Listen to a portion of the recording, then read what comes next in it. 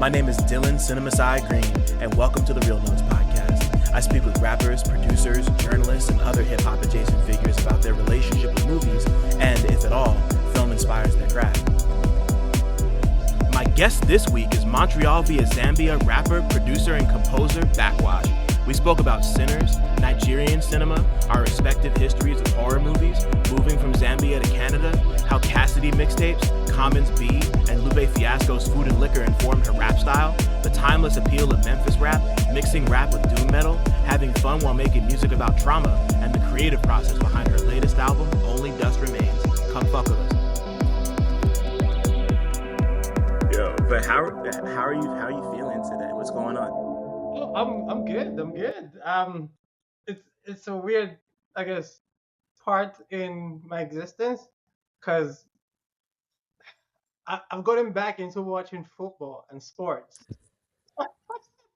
I noticed you were talking about shit yesterday. Yeah.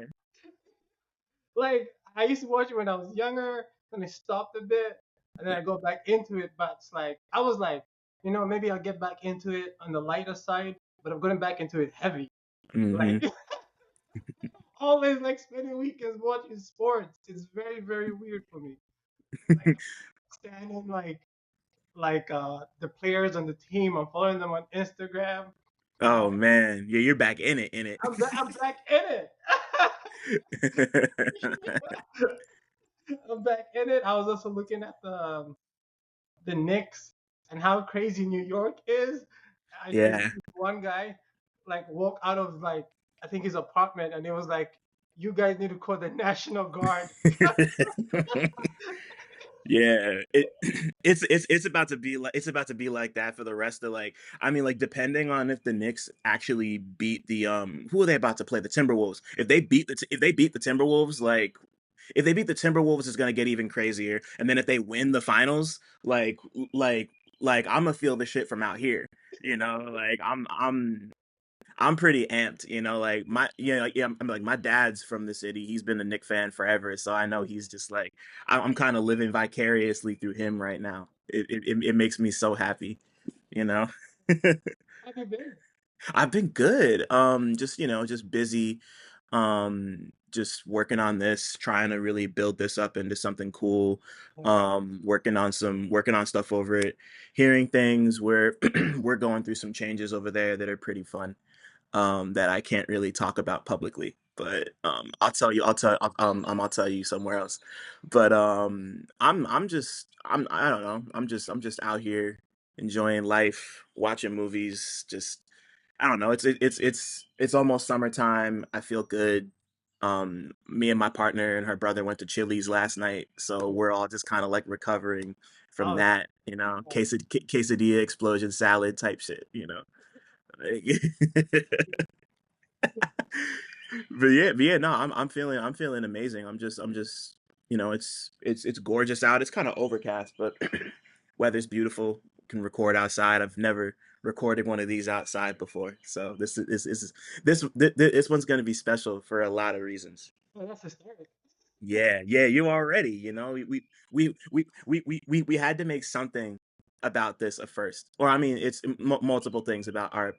It's all firsts, Yeah. but what's cracking, everybody? Welcome back. We love a cold open. Wow. Fucking sports and movies and work progression. I'm like just waking up. It feels pretty great to say that I'm just waking up at 12:06 on a Saturday afternoon. It's a Saturday afternoon. My name's Dylan Green, CineMasai. Got a lot of names, do a lot of shit outside, inside, all sides. And man, I said this off camera just a couple seconds ago, but I'm with somebody who's just like an international person of mystery, just like moving and shaking, playing more shows than I can even keep track of. Like she's a Polaris Prize winning fucking rapper producer. Cryptid, you're a cryptid. Thank you. Peace to all the cryptids listening, because I know there's a lot of y'all out there. Like I don't know, like doom rap metal extraordinaire. person. Fucking, I'm gassing. It's Backwash. We got Backwash. Ashanti is here. I'm so amped that we're doing this finally. Oh, Only Dust Remains is out now. It's been out for like what, like 3 weeks at this point, 2 weeks maybe. it's been a month and Oh some god damn, really? Where does the time go? But yeah, yeah. so only Dust Remains is out. Please go listen to it. It's fucking incredible. It's so cool. Um, but Ashanti, thank you so much for being, yeah, like I said before, like I've been trying to do this with you for years. I know you're huge into movies, and it means a lot that we're finally sitting down to do this. So thank you, thank you, thank you. Thank you so much for having me. I love me some movies. I You love and me. I love Yeah, no, watching I love um, watching something good. And I love watching something terrible. I yeah. all sides. Yeah, no, we love the whole binary. I just like to watch shit. Like, you know, just even if it's terrible, it could be fun, you know, nice to keep your taste and the critical instrument sharp and all that good shit. Um I mean, usually when I start this off, I ask people what the last movie they watched that they had a strong opinion about was, but I know what the last movie you watched was because you posted about it, and I've been trying to talk about this movie for a month, but nobody have had on the show has seen it. So let's talk about Sinners. Let's go. Come on. Yeah. I've been waiting for the chance to talk about Yo, this on here. Please. yo, yo, yo. God damn. They cook. They cook. I don't know what's in the fucking like LA water there, but it's like, all right, first you guys put up like To Pimp a Butterfly like in Hmm. 2010, and then you put out Sinners. Like I don't know what the fuck is going on in LA, but that shit was crazy. It started off like really slow burning, you know, because I went Hmm. in like fairly blind. I was like, what is this like show gonna be about? And then everything just started to unravel. And it's not just that, oh, it's like a decent horror movie, but it's just like it's got so many elements in it. There's like the spiritual side and just like a lot of things baked in, which if you're not really like tapped in into like living with black people, it's Hmm. not something that you would get. Like vampires, of course, you have to like invite them. Oh, spoilers? Do we do spoilers? No, it's been out for a month. Okay. People will be cool. They'll Yeah, manage. but I thought it was like really interesting because like having to invite a vampire in, right? Like that's like standard like vampire lore. But the way they did it reminded me of growing up back home, like in Zambia, and Yeah. then your grandma making it true, make it a point that you shouldn't invite like random people in. You know, I feel like that was just like something so black about that. Like, yeah, I'm just like random person in because you don't know what this person can bring. You know, Right. it was just so fucking. When he ended the movie with the guitar uh, playing and him being an adult, that hit so hard. I sat there just like crying because Yeah. yeah, my dad used to want to play the guitar until my grandpa like smashed his guitar and was like, you know, don't do that. You should like concentrate on school. And you know, I thought that was just like so pointed and strong because like, his guitar was already smashed and he's ready to return to the church and that's telling him to like drop the guitar and you And know drop the guitar, Samuel. Yeah, yeah, like. it's like, that's so Willie. I was just like, yeah, that's so Willie. So like he drops the guitar and it's just us doing what he loves. And I was explaining to my partner that I think this is like more of a movie about generational trauma. Oh, Uh, for sure. and it's just like expressed so beautifully. The music scene with like the different generations and the spirit of like music coming in, and there were just Yeah. like really dope references to that like famous painting. It was 10 out of 10.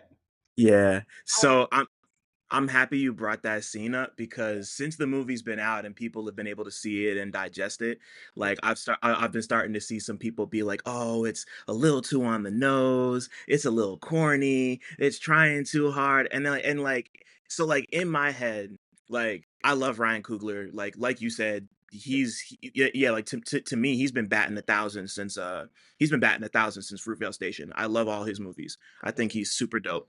But like to me, he's somebody like he's like such an earnest filmmaker. Like he's so sincere that like there's like certain aspects of what he does that could be like kind of sort of considered corny, I guess, but like to me it's more like earnest, and like to me like that line is so thin between like being sincere and genuine and being corny. Like it's really easy to kind Yeah, of step between both, but to me like that scene was so, I don't know, like I guess it just kind of touched me different because like about halfway through, they bring in the djembe and dundun players, and I've been playing djembe since I was like 16. oh So serious? yeah, so like that's like yeah, so like when I saw them bring in like the Bootsy Collins looking dude, and then they got like the girls twerking and the dudes crip walking, and then and then the djembe players came in. I was like, oh nah, like they actually like they got it. They Yeah, like you get it. they like really understood the assignment. It looked beautiful. Like it was a bit much, but like that moment was supposed to hit in that Yeah, way because it's like it's supposed to be kind of overwhelming. It worked for me. I yeah, don't it know. worked for me Like too. I thought it it was worked for me. dreamy though, like Yeah. fantastic. Cause like, like going in, I guess blind helped a lot because it caught me off guard. Right. Like Yeah. it was just like, okay, when the vampire stuff, that's I guess when you start learning more about the vampires, and it's like, okay, that's interesting. And then that Hmm. scene is so spiritual; it hits you from like you wouldn't like expect it. You were just like, Right. this is action. Let's get to the shits. But having that like scene just in there was like really beautiful. It's like, you know, listening to something that's aggressive. Then in the middle, there's just like this beautiful interlude throughout. This it's super fucking dope. Yeah, I don't know. Like I loved all the performances. Like I Yeah, thought Delroy Lindo was incredible. hell Somebody, a homie of mine, my man Lawrence, another writer, he's incredible. Shout out to Lawrence, Baltimore's finest. We like he had mentioned that like Delroy Lindo's Delta Slim was kind of like this. He I think he called him like the perfect encapsulation of like Black Uncle yeah. Oh, ever captured on film. And absolutely. like, it's crazy because I hadn't thought about it in the moment, Yeah, but seeing how he was and how he acted, he reminds me so much of my late Uncle Goody, who unfortunately, I'm not, he passed from cancer maybe like 4 years, maybe 5 years ago at this point. And like, it took me until him saying that to just look at, like, because I saw it a second time and I was watching it and I'm just like, damn. Like I see so much of Goody in him, and like I almost started crying the yeah, second time when he's like telling the story of them of his friend getting lynched for being like them in the car, and he's telling Samuel the story, and they're like driving over to the juke, and then like as soon as he finishes the story he just immediately goes into playing a song because yeah, that's just like he's like, I need to get away from this memory yeah, however I can, and they just start playing them. It's just like I don't there's just like, and like even outside of like the personal attachment to it, like just yes, really well told stories, super well paced. Like and like for a lot of people a movie like this might be considered a slow burn, yeah, but for me this is just like I'm happy you went in blind because I didn't. It's all in the trailers. Like they kind of spoil the fact that it's a vampire movie in the trailers, but like it didn't ruin any of it for me because it really feels like two different movies kind of, yeah, or like at least like tonally wise, like the first half is just like straight period yeah, like gangster romance drama comedy shit, and yeah, then yeah, it becomes and then just takes all those characters and puts them in a horror scenario. It just, I don't know, it just like it just works. It yeah, feels good. It's fun to watch. It's like it's thoughtful and deep without being pretentious. Like yeah, it really skirts that line because it's hard to skirt that line. But yeah. like I just like mm, like I don't like I'm stumbling over my words right now. No, But no, yeah, it's just it's and, fantastic. and and then like on top of that, on top of that, this is like a like families are going to see this movie, Yeah. and it's like the horniest thing I've seen, like like in like that it's the horniest movie that I think my dad has gone to see in a movie theater. Like just like thinking about the fact that like all these people who like never normally go to the movies are like, I'm gonna go see Sinners, it's an event. And then just like everyone's in the back just like sucking on each other and just like it's just like I don't it's just every kind of it's just every kind of movie you could want. I don't know. It just did it for me. It just did it for me. Michael B. Jordan Yeah. was very convincing in this one. Like sometimes you play roles where he kind of like has to uh exaggerate a bit of like his bravado. You Uh-huh. know, like Black Panther, like even though like I thought it was a good, it was an okay performance. So like you can tell through the cracks, like okay, this kind of doesn't sound that convincing, you Mhm. know, when he's like playing the character. But this one, when he's playing there was it's Smoke and Stacks. When Back. he's playing Yeah. Stacks, I was like, okay, first of all, I understand why people are saying you are very gorgeous, but two, that's I like that. It's almost like he turned down, he turned it down just a bit from like previous roles, and Right. he just like seemed so like yeah, I thought he was just like really good at this, you know? Yeah, nah, yeah, nah, this is definitely like the best performance I've seen from him in a Yeah, I don't even like I think I would put it up there with like what he did in Fruitvale Station. yeah, Like, cause I just recently I don't remember where I saw it, but like there's the scene where he's in prison and his mom comes to visit him and like she like they have like a not so great moment and she yeah, goes to leave without like saying goodbye or giving him a hug and the camera is kind of like tight on her as she's leaving the prison and you see him in the background just like trying to walk up to her like, oh mom, like, oh don't leave without giving me my hug. Give me my hug, mom, I love you. And like the cops come over and try to take him down. And it's just like I remember watching that movie in the theater for the first time and just like trying just not to be like I was fucked up. And there were at least two moments in Sinners that kind of got me in the same way. yeah, Like him meeting with Annie for the first time and they like like you learn that they lost their kid and then like it starts out tense and then it turns really tender and the yeah, music swells and yeah, she makes him the mojo bag and yeah, everything with the hoodoo was just was so fucking cool to me like yeah, seeing like and then when Annie called them haints instead of vampires at first, I was like, yeah, oh, they really did their homework. Like that's pretty nuts. Like because like they could have just gone to vampire yeah, immediately, but they you could tell they really did their homework and studied and tried to make it as authentic to the time yeah, as they could. But once again, it didn't feel like ponderous or like it was a history lesson. It was just like I don't know, just really hard to nail really hard to nail that type of it's just really hard to nail that type of immersion and just not make it feel like you're trying too hard to pull some shit off, yeah. Yeah, you it didn't know? feel like it was try hard.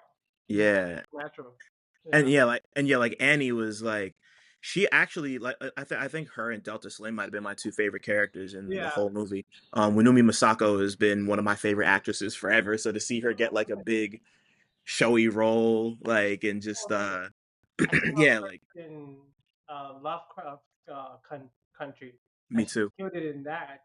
Every every single thing that she's been in, Mhm. just like doing like fucking amazing. She's so You you ever seen what's it called? His House came out in 2020. that is the scariest movie I have ever seen in That my. shit was that shit was pretty nuts. That was I, terrifying. Holy, yeah. it hit like so close because horror only scares me if it's like stories which I can relate to in the sense of I can see this happening growing up. You know, I can Facts. hear like a certain story like this growing up because growing up in Zambia, sometimes I'll be at the farms and my aunties would have all of these stories about the shit that you would find in the farms and just like stories of like witchcraft and evil spirits and things like that. And his house his house terrified me because I was like I could hear the story from my auntie like back. Right. And I don't know if you're into Nigerian movies. I love them. I'm not an expert, but I love everything Nollywood. So Traumatized me growing up. I was traumatized because I would watch one and my like auntie would come through and say, "Yeah, this shit happened down the road. You better pray your ass, little nigga." And I'm just there like scared. bro. So like anything within that vein terrifies me. I was trying to show my partner like, yeah, this was the scariest shit back in the day. Like you need like a light on to like watch this, and then Right. they see like the visual effects, and it looks so dated and funny. And then Mhm. they're like, "You're scared of this?" And I was like, "Yeah, this used to be freaky back in the day." Like, Yeah, it was just like, yeah, and I'm like the whole aesthetic could just go, it could just go left before you even realize like what's happening. And like I don't know, like I really do think, and like it comes down to like the posters too, because like yeah, the posters will just like look terrifying for no yeah, reason, and that'll yeah, like, I mean, like for me, just like growing up, like posters played a huge role in how I mean, like I feel like it's the same way for everybody, yeah, but like if a poster looked like weird and fucked up, like there's two I always think of that kind of messed me up when I saw them as a kid. yeah, There's they're gonna sound so stupid. One of them was the poster for National Lampoon's Vegas Vacation. So like the poster is like, it's like Chevy Chase. He's like, his body's done up on like a roulette wheel, and he's like, his like mouth's open, and you can't tell if he's like laughing or like screaming for his life. So it's like that shit just looked kind of like freaky and like fucked with my perception of that movie. And then there's this other joint called Bulworth from like I think it's from like 96 or 97. And like the poster is this man, but his mouth is like stretched open on some like on some like on some like mad balls shit, and there's like a person dressed like a rapper like standing on his tongue and like coming out of it, so like shit like that. And like the movie, these movies aren't like scary, they're comedies or like satires or whatever, but like the way the like, but like Nigerian movie posters and ads would used to kind of like yeah. sneak up on me like that and just like startle me. So Watching, I think it was like called Suicide Mission. That's like the first Nigerian movie I ever watched. hmm Suicide Mission. She fucked me up for like months. I was like really Christian back then, and I used to pray every time I went to bed. I was like, I pray that none of this shit happens to me. I remember there's this one scene where like because a lot of Nigerian horrors back in the day used to be about witches casting spells and like other people. So there's Right. one scene where um she makes like her enemy like small, and then puts like the enemy in the pot and starts like cooking her, like a really like miniature size version of the character, and just hmm like there, and she starts cooking him. And I watched it the other day, and I was like, why the fuck was I ever scared of this? It's like like no effort was like used to like make this remotely believable. It's Right. like oh, this like just shorten this guy's frame to like the size of a finger and put him in a pot and like spin him around, and he goes like whoa, and that was like the scariest thing to me. And I'm watching it now, I was just like, why the fuck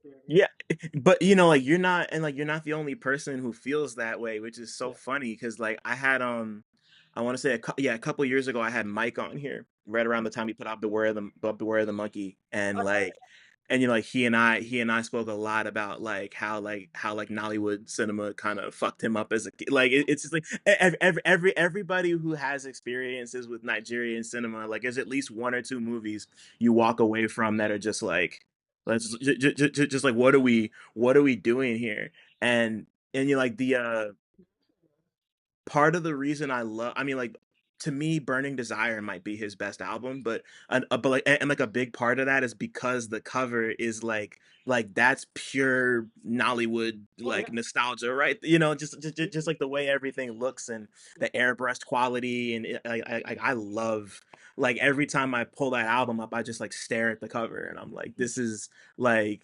this it's beautiful, but it also just like means so much because like this shit used to fuck us up as children and teenagers and adults, you know? Like um My but no, sorry, you go. oh, I was gonna say when I used to visit my grandma by the farm, she like only cinema she would watch were like Nigerian movies.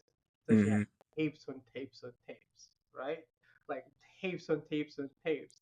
And she liked them because at the end of the movie, it always ends with one of them repenting their sins and Right. pastor and the pastor casting like the demons out. That's why she loved it. But that didn't bode well for me, right? Because I felt really terrified. So every time Right. I visit like my grandma, she'd be like, "Oh, let's put in a movie as like a Nollywood one about like some certain witch who like owns like multiple demons," and I'm just there as like a 11-year-old like kid, just like sitting there like crying about how scary it is, and she's like, "Yeah, no, like I say, it's all about Jesus," and I'm like, "Yeah, She said, hold that. and you gotta eat that." Uh-uh. That's crazy. That's crazy. Before we move on, oh yeah, there was one more thing I wanted to say about Sinners. Yeah, So I love the ending with Buddy Guy when he like shows up. He's got the scratch on his face. He names the joint he's playing at Perlene's, which I didn't notice until my second watch through that he did that. But the only like issue I feel like I had with the movie is that I think the second ending where Mary and Stack come back and they like meet him in the bar, like yeah, it was cute, but I didn't like need that. Like yeah, it, same. to me, I feel like it would have been more impactful if it just ended with the shots of Buddy Guy playing and being like, "Oh, that's Sammy." Yeah, Like yeah, if it felt like they did a little. It felt like it was just a little too, just a tiny bit too extra, like too yeah. cute by half. Like I was like I didn't need this, but Do you think he was like like, setting it up for like a sequel? I hope not Yeah, because I just don't think this is a part of the reason this movie means so much to people right now, on top of the fact that it's just dope, is that it's like it's an R-rated horror movie that's yeah, not based on any existing IP. yeah, And I think if they decided to like turn this into a franchise thing, that it would ruin that. It would yeah, ruin that. It would make it feel less special, Like if people like this is a type of thing people don't really do this no more, but there is a period of time when a movie like this would come out, it would make a crazy amount of bread, and yeah, then people would make like comic book continuations of it or like yeah, yeah, novelizations. Like yeah. like like I would read a Sinners comic Oh, series, same. but I don't need like Sinners 2. I don't need Sinners the origin. I don't need to know where Remick came from. I don't need to Yeah, see him do just leave some things to mystery. Let us fill yeah, in the blanks and imagination on our own. Like I don't need to be watching Sinners 5 in 2032. Like I don't need that. Like please don't do Sinners that. Sunday. Like come on. Like please don't do that to us, man. Don't do that to us. So let me ask you, I want to take it a little further back since we've already kind of been going through some childhood stuff with you. Um, what's the first movie experience you can remember having ever? It could be at the theater, it could be at your cousin's house. Just like the first thing that comes to mind for you. Interesting. I was really into like cartoons. I loved cartoons. Like, oh, you know what? I think I vaguely remember like the first thing that I think it's not a movie. I think it's more like a cartoon. Cool. But it was when um okay, so in Zambia there are uh at that time there are like two ways to like I guess it's everywhere, but there's public TV and there's TV that you can get with uh, buying like cable, right? Yeah. So um, back in the day, I wasn't like really into like TV. I think I was like, I think I remember in this when I'm like 7 or like 8. I wasn't really into like watching shit. And then my dad's friend came with a tape of um, what's the name of that like sarcastic rooster from like Looney Tunes? Foghorn Leghorn? Yeah, Yeah. he had like a tape of Foghorn Leghorn. I thought that shit was like so hilarious, even though I Oh, couldn't that's crazy. understand any joke. But like I just like thought they were like really whimsical and like funny. And I think it was that one episode where he's trying to mentor like his kid or something. Yeah, the little like brown rooster hawk dude, right? Yeah. Yeah, yeah. So that was like my first because I was really like obsessed with that tape. But like first actual movie, I'm not sure about that. I'm not sure, but I know one that I was obsessed with. Cool. Yeah, no, yeah, like it could just be whatever comes to mind. It doesn't have to be the very first one.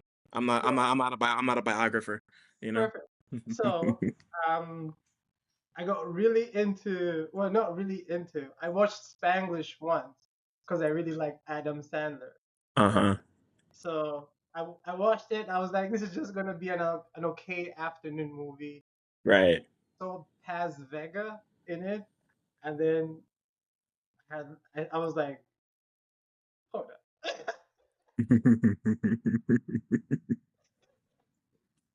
So I watched it like 13 times in the cinema because I had a crush on like Paz Vega. But then, yeah, it was like so random.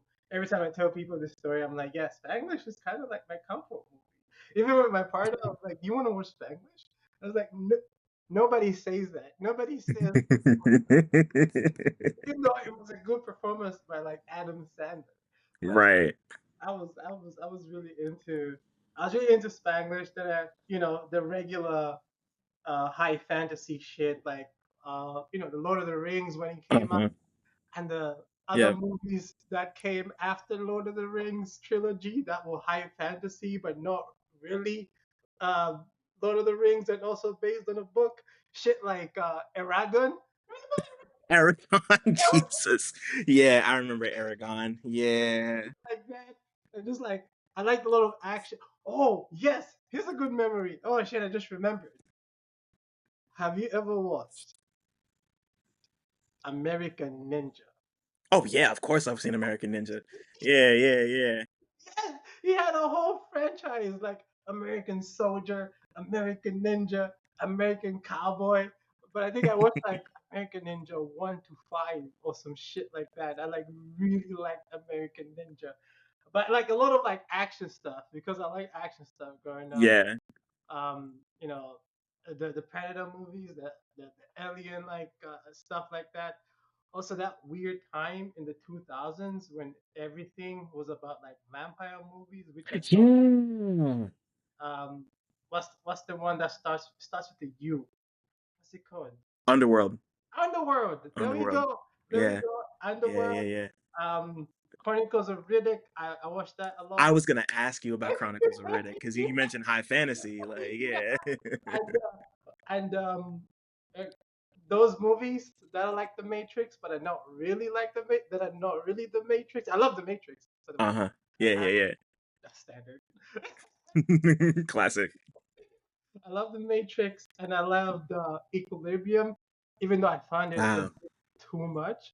Just like okay, you're like shooting like 600 people while moving your gun in like different. Mhm. Anyway, but Yeah, yeah, I like a lot of. that gung fu shit. Yeah, that gun. They thought up a specific. It was like gun yada or like gun fu or something. I can't remember what it was called, but they like did that specifically for the movie. Equilibrium is crazy. Yeah. Equilibrium is super wild. Oh, the Power Rangers, Legend of the Ooze. I like that a Yep, lot. Yeah, classic. Yeah, Ivan Ooze was on some shit. yeah, it was some sick shit. Um, yeah, just like a lot of like action movies. I didn't watch a lot of horror uh, growing up, actually. Right. Okay, so there's a couple things I want to focus on here. Yeah, First, you said Spanglish. yeah, Um, I've only seen Spanglish one time. It was on a plane. yeah, Like I don't even remember where I was going, but like it was like it was just available on the plane and I watched it and I remember thinking because of course like we all know like we all knew Adam Sandler from like The Water Boy and all yeah, that like all the like the funny shit. I think this also might have been it was either just before or just after Eight Crazy Nights his animated movie came out, yeah, yeah, which I was like don't ask me why. I was obsessed with that movie. I had the soundtrack and everything. It was like a little I'm like a little embarrassed of it now, but you know, that's okay. We live and we learn. But but like I think that was the first time I'd ever seen Adam Sandler in something that wasn't 100% funny. yeah. And I was like, you know, like I wasn't like super impressed with it. My fault. Sorry to interrupt, but I just wanted to shout out the Real Notes Patreon one time. For as little as $5 a month, you get exclusive goodies like video of every interview, 2-day early access to every interview, an invite to the Real Notes Discord server, exclusive access to the Real Talk Movie Night archive, and early pre-sale links for all live events. If you want to give a little more, you get other exclusives like retro 60-second movie reviews and monthly 90-minute workshops with me, where we can discuss whatever creative questions or projects you might have going on. Head over to patreon.com/realnotes. That's REELNOTES to join right now. I repeat, all videos will only be available on the Patreon. Thanks for listening. Shout out to my patrons. Now let's get back to talking. But like I remember acknowledging like, oh, like a comedian can like do serious stuff sometimes too. They don't always have to be funny. Yeah, And then right after that, I think that was when I first saw Punch Drunk Love, the Paul okay, Thomas Anderson movie that yeah, he's in, which is like, you know, it's just bizarre to, you know, recognize that somebody can act like well yeah, and then just not do that a lot or yeah, often, you know, because like he did Spanglish, he did Punch Drunk Love, and yeah, then like 10 years later he did Uncut Gems, yeah. just as like a, oh I can still do this if I No, want he's a to type. talk. Yeah, He's a like yeah, he's an interesting guy because he's yeah, got really funny movies and like I don't know like but yeah like Spanglish I don't have the relationship with it that yeah, you do, but yeah, it's like but it is kind of like a watermark where I'm like, oh, like a comedian can be a serious actor and yeah, like do stuff that isn't like always just like pie in the face yeah, slapstick type shit because then I think of something like you ever see Funny People with him and Seth Rogen? yeah, yeah, yeah, Yeah, no, like Funny People was another one where I was like, oh, like this guy can like if he wanted to, he could really just like make the switch kind of like oh a yeah, I was just thinking about this last night. Like Bradley Cooper, just like full on. yeah, yeah, He's just like a dramatic actor now. He's just yeah, like I don't want to do that comedy shit no yeah, more. And that was always kind of weird to me that he just like yeah, made the switch and was like I want to be serious. And yeah, it's like you I know, don't know, man. Like comedy is serious business. Like it's work to make people laugh. Like you got to be good at that shit. If you're not good at that shit, then you know, you you know know, you know the comedian that like fucked me up. who's that? Um, so I was also big into like the scary movie like franchise. So Oh yes, oh yeah, yes. so like Marlon Wayans, I just used to see him as like what Smokey. I think that was his name in like the movies. Then I watched like Recurring for a Dream, and I was like, is this the same fucking guy? Like, oh, he can really, really act. Then I watched his Richard Pryor. Um, I think he was supposed to play Richard Pryor. Yeah, he was. Yeah. Killed it. Killed like the same like the audition tape that I was looking at, and I was like, Mm, whoa, this guy can really fucking act. And yeah, then, he. oh sorry, Sorry. oh, No. You finish. then I saw him, and I'm seeing that he's gonna be in him, and I got really excited. I was like, oh, okay, yeah, The trailer for him looks nuts, yeah, and like, yeah, like I mean, like Marlon Wayans is like I saw I saw Above the Rim on a big screen in a theater for the first time last year for my birthday yeah, because it was playing at a local spot in the city, and I was like, I need to go see this because I love Above the Rim is one of my favorite movies. I love Above the Rim, yeah, but like. just I don't know, like, even in that he's kind of skirting that line between like full on comedy and full on drama in Yeah, ways that are like really subtle and interesting and fun. yeah, And like, but like you said, like Requiem for a Dream is yeah, just like it's just like complete dive into the into the deep yeah. end, and he just like Oh, he's got chops. I'm I'm like almost happy that he's never done anything like that again, because I don't want him to have to like prove that he needs. I don't want him to have to prove that he needs to do that too Yeah, much, because it's just so intense. yeah, But like this guy, like this guy is like Sonny in the Scary Movie movies, and he was supposed to play Robin in the Tim Burton Batman movie. yeah, yeah. I was gonna bring that up. Yeah, and he still like yeah, like he still gets royalties from it because they were so far along into the production process, and they like he had like action figures ready to go and everything, Okay, and they had to like recolor the action figures because like they gave him his hair, so they had to like recolor the hair to make it look like a just like white Tim Drake or whatever. So it's just like white Tim Drake just has like a high top fade that's like colored. It's so silly. But like he got paid a decent amount of bread, and he still gets royalties from the movie because they worked it out somehow. But yeah, like he's like I've always had a lot of respect for him and the whole Wayans family. I love all of them. They're all super funny, and just like I don't know, like when I think of like black families in Hollywood that I'm like not sick of because they're bad people. Like I yeah, just I just love the Wayans. I think they're great. me too. Me too. They're What great. What's your favorite unintentionally funny performance? Just ever? Yeah. Wow. Um wow. Oh, that's such a good question. I don't want to say the easiest answer because I had one that popped into my head, but it's like it's if I can't think of nothing else, I'm gonna say it. But Okay. let me go look through my I'm gonna pull up my letterbox real quick and see if anything pops up. Um, hmm. Unintentionally funny performance. Hmm. I know I'm gonna think of something else later and regret using this answer, Yeah. but probably Tommy Wiseau in The Room. You Yeah. know, like it's just like the most. It's not even low hanging fruit. Like that shit's just like on the floor, But I like like it. it's just like it's like he came from another dimension, son. Yeah. Like I don't know, like where did they find this guy, and like where did he get the money to get this movie made? Like that's just one of those where it's like you watch it every time and it's like the first time because it's just like whose idea was this, who got the money to do it, and like he really feels like he stepped out of like not even a time machine. He feels like he stepped out of like a vortex Yeah. from some other dimension. Like he really doesn't feel like he's human. it's Yeah. it's it's, it's just like you couldn't. I don't know that any other human being could possibly do what he did in that movie because it's just like it's just bizarre in ways that you can't teach what he did, like. But I know I'm gonna think of something better, but like that's just one that always it's just like so silly. But what about you? That's a good question. I want to know your answer. I didn't know my answer. Yeah. When Anthony Mackie played Tupac. That's such a good answer. I'm so mad I didn't think of that one. I'm so mad I didn't.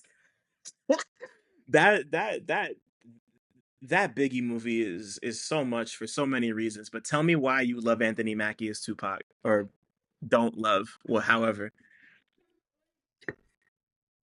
Mhm. Anthony Mackie is just such a straight down the line guy. He's like your friend's dad. So, Yeah, for you know, sure. yeah. So getting him to act as Tupac, I think he kind of overshot like some of his cadences. He's like, Hmm.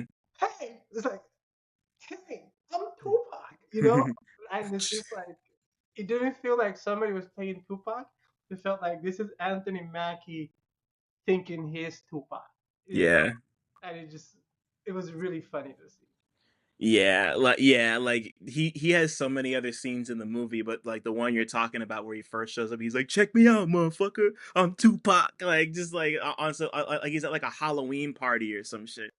Like it's just yeah, like I remember exactly where I was when I saw that, and like even back then when I was like obsessed with like learning everything about Big that there was to know, like watching that movie and being like, damn, like he's awful in this. Like I remember being like, damn, he's really just he's trying, and it's crazy because Jamal Woodard, who plays Big, is so good in the movie, and Yeah, Anthony Mackie is so bad as Tupac that it's like it's almost like they cancel each other out when they're on screen. It's pretty nuts.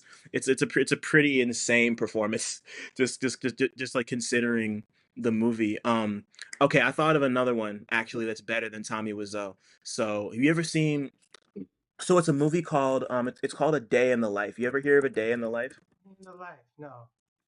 So A Day in the Life is how do I once again, like for people who listen to this show often, like I've brought this up 80 million times, but I love this movie. So it's a it's a rap crime opera musical movie written, directed by, and starring Sticky Fingers of Onyx. What Yeah. is it? So it's like so like there's no spoken dialogue in the whole movie. Every single line of dialogue is rapped.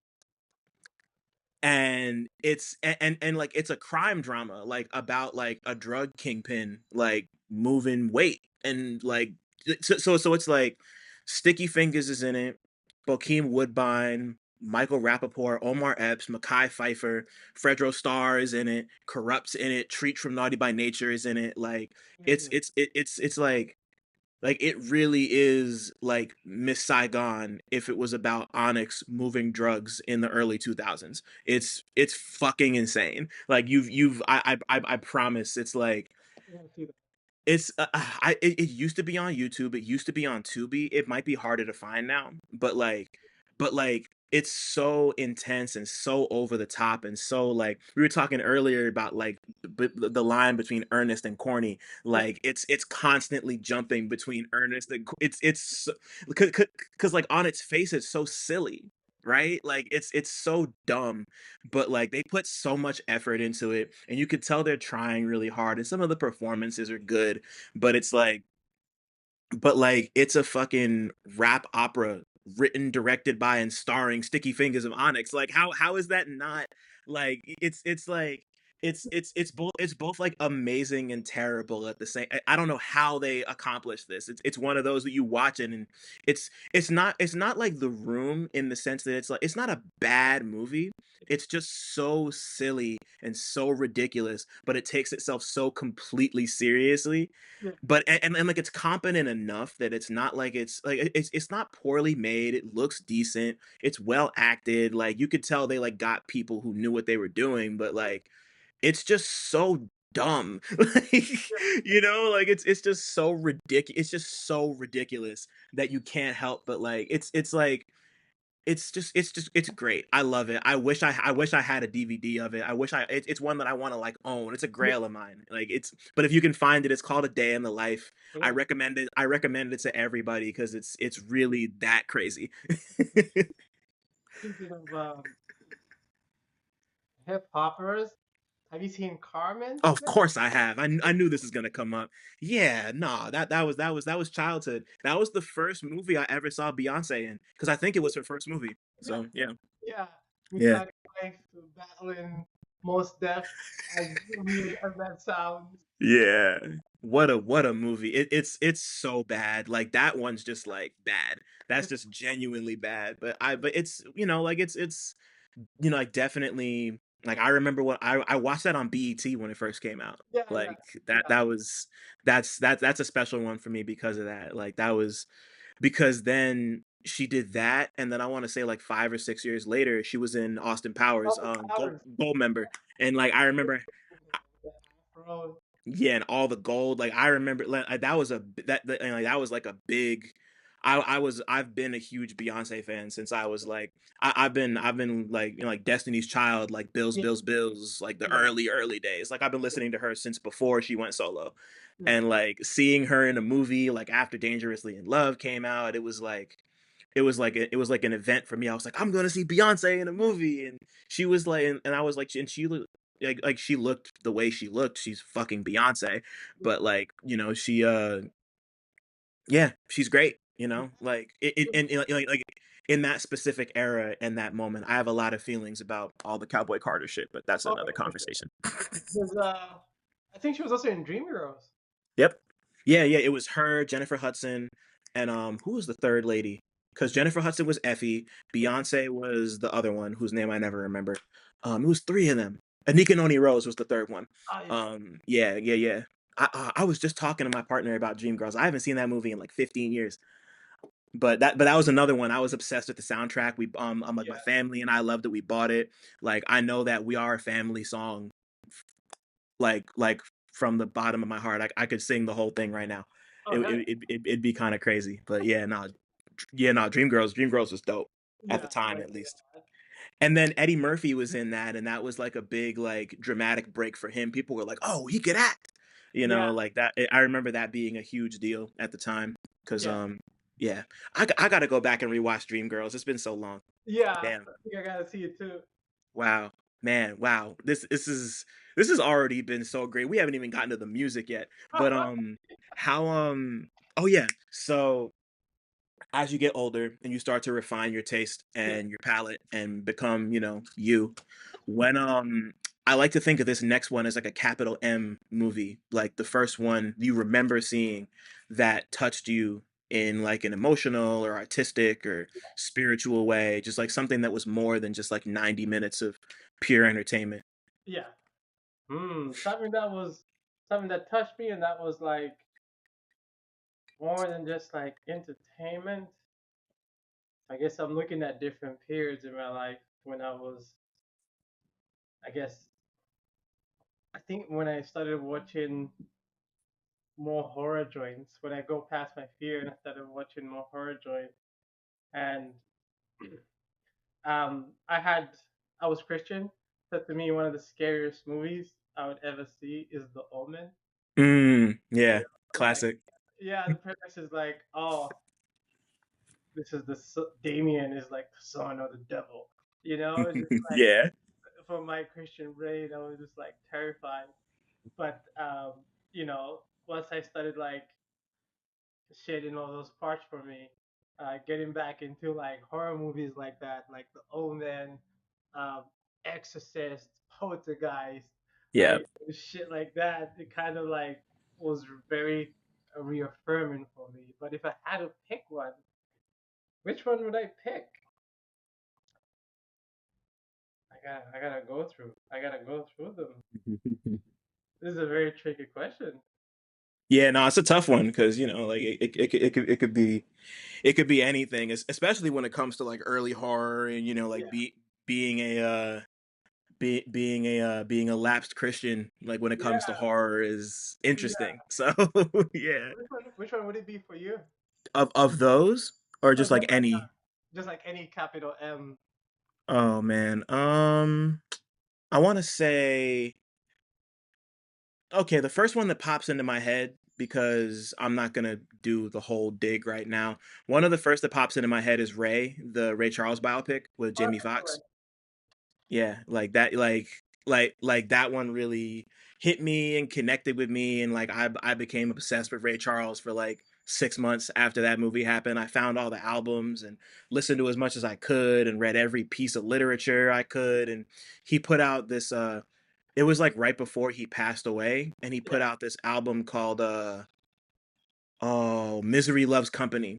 yeah, It was like a whole album of duets, and like I found that and just yeah, like that was like on top of it being just like a fantastic movie and like this portrayal of his life. Jamie Foxx's performance is incredible. It was like yeah, one that really, you know, like it really kind of connected with me on some like power of humanity. Like this person beat so many odds and was like still like a really shitty, terrible person. yeah, Like yeah, the, you know, like the movie doesn't really skirt around the fact that he was just like a womanizer and like a serial cheater and like Yeah, just like and like of course like all like the heroin stuff. Like it yeah. was like it did not shy away from how messed up of a person he was, which a lot of biopics don't always do Oh yeah, yeah, for obvious reasons, but like that was like seeing such a complex portrayal of a yeah, person. I've seen that movie 80 million times. Like I like you can't really wear a DVD out, but if you could, like that shit would be like warped and fuck. I've watched that movie so many times. I think I've thought of an answer, even though I don't usually like watch it now. But just thinking of like your answer kind of inspired me. Just thinking of like impact that a movie had like on you as a person, and this goes back to like me being 14 or 13, like Yeah, really into just hip hop, making beats every day, like the quintessential like backpacker archetype. Uh, word, you know, word. like a freestyle battle in the street. I'm there with my little book bag, you know, that type of archetype. Yeah. And I'm ashamed to say, 8 Mile. Hey man, it is what it is, man. It's like it's nothing to be ashamed of. Like that movie was like a moment. It was like a cultural moment. Everybody saw it. Everybody knows the song. Yeah, Like but and like no, sorry, you go. oh, sorry, I was gonna say that the acting wasn't that bad. That's the thing, you Yeah, know. yeah. It was decent. It was decent. It was like Yeah. passable, you know. It wasn't Mm-hmm. like the weekend, but it was like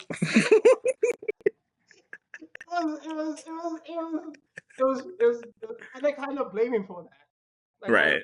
blame him for that, for you know, giving actors kind of like the battery in the back to like Uh-huh. show my chops. Anyway, but yeah, I think just like a lot of like I've forgotten. I think it's a lot of like music, like movies that I like. I like The Glitter by Mariah Carey too. See, You I'm know, happy you said that, you man. know, Glitter is underappreciated. It's yeah, not like amazing, but people yeah, are like it's the worst thing. yeah, It's on every list of like worst movies ever made. It's really yeah, not that bad.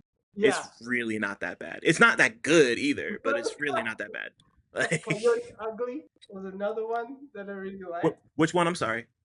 Coyote Ugly. Oh, Coyote Ugly. Yeah. I Yeah, remember Coyote yeah. I Ugly. think like a lot of I think because of like the place that I was in, I liked a lot of you gotta make it to the top, you know, Mm-hmm.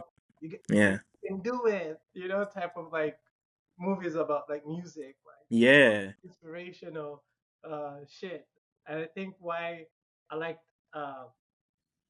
what's his 8 Mile a lot is me as a rapper being the archetype of being like backpack rapper and Mm-hmm.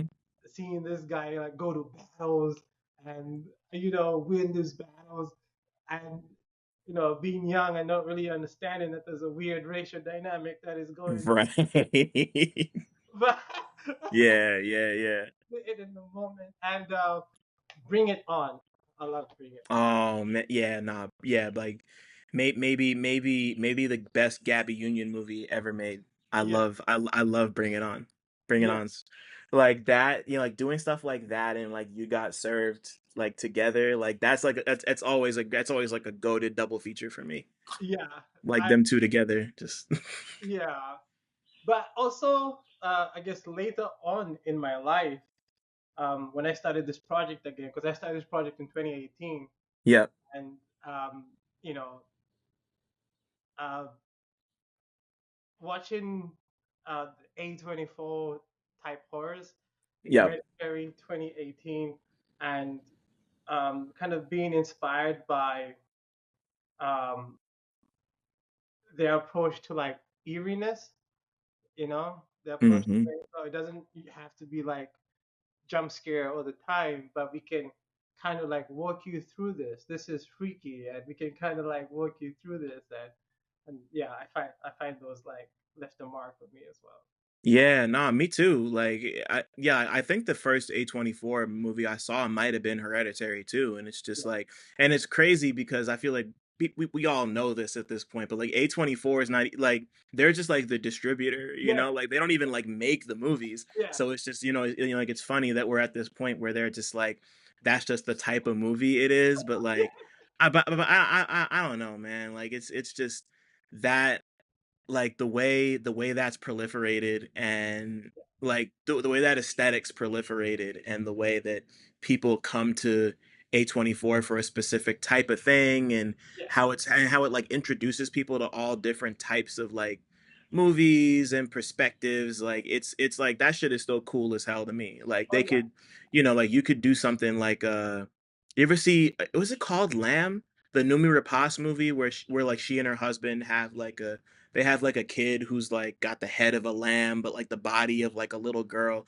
It's fucked up and kind of scary, haven't but seen it.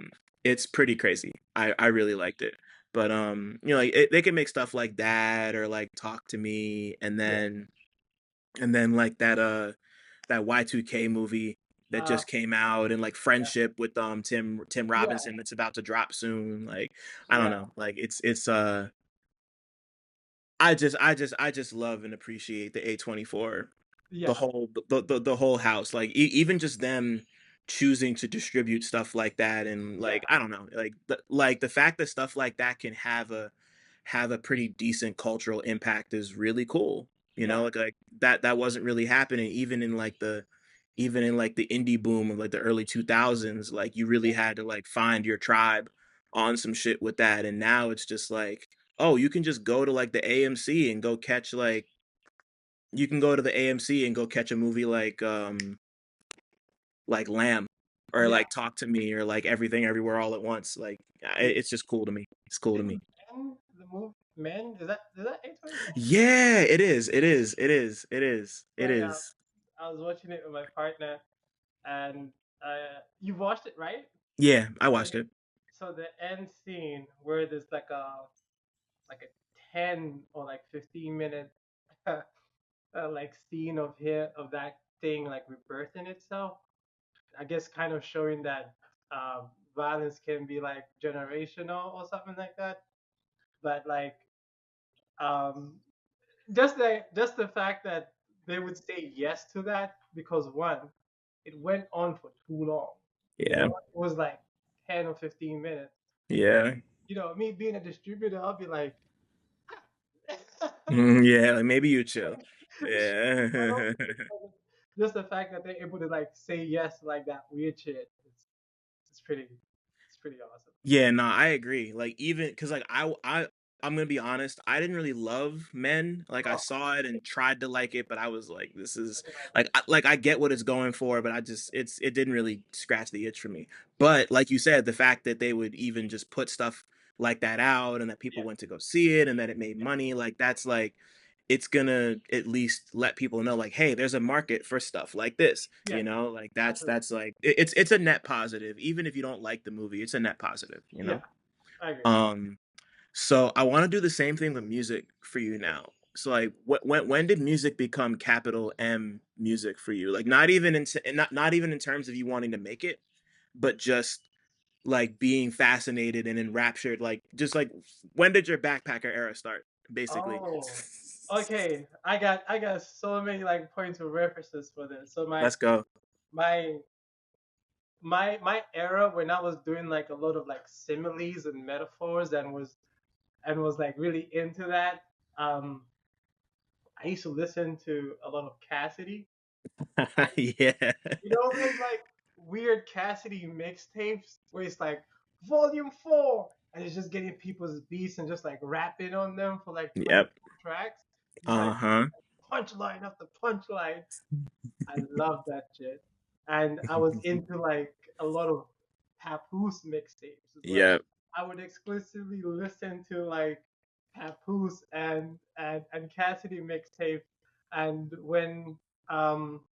when they got together on that track with Busta Rhymes, I was like, oh, this is like that was like Avengers for me. I was like, this is the craziest shit that I've ever seen. Yeah. But like, I, I kind of got out of that era after my friend was like, no, you can't just do metaphors for like your whole album. You gotta Right. Yeah. I was into like Smack DVD too during that time. Yeah, Uh, no, yeah, no. You're speaking to my tri-state area heart right now. Like this is all shit I was ingesting a lot growing up. So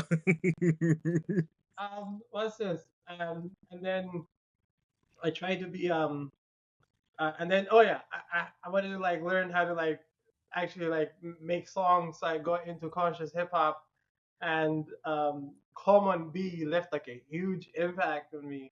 Uh, Mhm. Common B to me is even now is just like super fantastic record. Yeah, And Lupe, Fiasco, Food and Liquor, food and liquor, man. Come on, yeah, crazy, yeah, crazy. I think those two would be like the big M's because that was when like everything transformed to okay, I should actually talk about some shit and yeah. write some songs rather than just like spitting like backpack raps. Um, Mhm. but yeah, Food and Liquor, Common B. You know what's funny was I did listen to like Ye during that Uh-huh. time, but he wasn't like the primary person that I would go to. I would, Right. yeah, I was more on Common and Lupe rather than like yeah during that time. Yeah, which is funny because like he's always gonna be in the periphery in that Yeah, era because like he worked with like of course he produced most of B by yeah, Common like yeah. outside of like two of the two J Dilla beats and Crazy. like and you know like of course he's on wait is he on no he's not on food no Kanye is not on Food and Liquor No, no. but Jay is on it though. right. Yeah. No, that and that song is crazy too. Yeah, I got the chance to write before Vinyl Me Please imploded.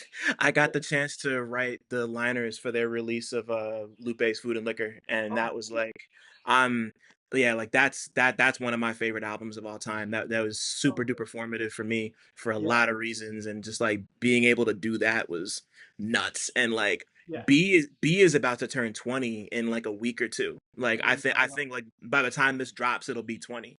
So Shit. like it's yeah, like hearing Go on BET, like I think it might have been 106 in Park. Yeah, And like that being my first exposure to Common and then of yeah, course like doing the digging and you go and find like Resurrection and yeah, like yeah, Water for Chocolate and it's like yeah. wow, like the guy who made I Used to Love Her has a song on BET where he's just talking about like fucking ladies in a penthouse. Like that's kind of that's over a Kanye West beat. Like it like that particular like that shit kind of rocked me a bit. Yeah, I was not prepared. I was not prepared for that at all. But like those I feel where you're coming from because those albums are super formative, just like sonically and like content wise. Like you know like B especially is one of those where it's like oh you can be thoughtful and what we understood at that time as conscious, but also just like talk about fly shit if you're yeah, good at it. Like you can make a song like Testify, but then yeah, you can make a song like Go. yeah, Like not yeah, everybody can do both of those things, and at that time he could do both of those things. yeah. And That yeah, fucking special. Yeah. Oh my God. That intro trak is crazy. intro. Um. God Yeah. damn. Yeah. It's your world. It's your world. Damn near brings me to tears every Yeah. time I hear it. Like that. Like this. Just like it. Just like I get chills listening to that song to this day. I So I don't know. Like, do you remember like the rumor that was there? Because I first found Lupe Fiasco like on BT as yep. well. They used to play like Kick Push. And do you remember when people like the same shit that people do with Kendrick now, where they like double dissect the bars, like this is about this, and you know they used to do that. Like I would say, like even a bit much more with Lupe. They still do, but back then it was like really heavy. Uh And huh. when Kick Push came out, there was like a theory, like, yo, no, this isn't really about skateboarding. This is about selling drugs. This shit's about selling drugs, son. Because like if you take out, if you switch the first letters, it tends to pick Kush. Oh my God, son, stop. Nah, I missed that. I what part of the game is that, bro? No, no, no, no, no. And I hear it in that list. That's why Lupe is such a good rapper. If you hear it in That's that list, hilarious. it like makes sense. You're like, okay, Yeah. I can see this. First guy they went in at six, didn't know how to play, Yeah. you know? Yeah. You gotta like make sense. And you're like, wait a second. Jesus, that's yeah, no, when you gotta like second guess what the skateboarding bars are about, like you're on a different level as a rapper for sure. That's so funny. And before we move on, because you brought up Lupe and because I know this was like a we were all talking about this on Twitter over the week. Like somebody, I forget who the person was, but they had mentioned like, oh, like Lupe, oh, like Lupe's never made a song that'll make you feel emotional or make you cry. And I'm like, there's like at least 5 songs on Food and Liquor alone that would Absolutely. like, yeah, like he say she, yeah, because you said he say she say he Yeah, yeah, say she say. I yeah, always fuck that name up, but like he say she say is one of them. Hurt yeah, Me Soul is one of them.